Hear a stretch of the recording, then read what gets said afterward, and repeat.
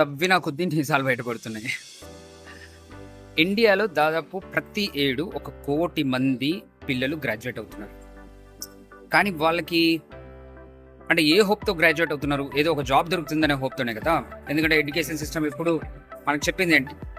మన టీచర్స్ గాని, పేరెంట్స్ గాని, పెద్దలు గాని అందరూ చెప్పిందేంటంటే డిగ్రీ చేయరా ఏదో జాబ్ వస్తుంది. సెట్ అయిపోతావు.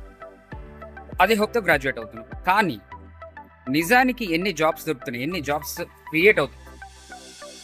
గ్రాడ్యుయేట్స్‌కి సంబంధించి ప్రైవేట్ రంగంలో కేవలం 10,00,000 జాబ్స్ క్రియేట్ అవుతాయి. అదే గవర్నమెంట్ రంగంలో తీసుకుంటే 1,00,000 మాత్రమే. అంటే టోటల్‌గా 11,00,000 జాబ్స్ మాత్రమే క్రియేట్ అవుతున్నాయి. మరి మిగతా 89,00,000 మంది పిల్లల సంగతి ఏంది?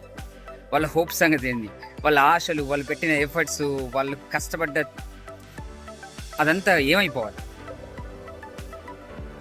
క్వశ్చనే కదా పెద్ద క్వశ్చన్. వీళ్ళకెవరు జాబ్స్ చూపిస్తారు? వీళ్ళ పరిస్థితి ఏంది? వీళ్ళ జీవితాలు ఏంది?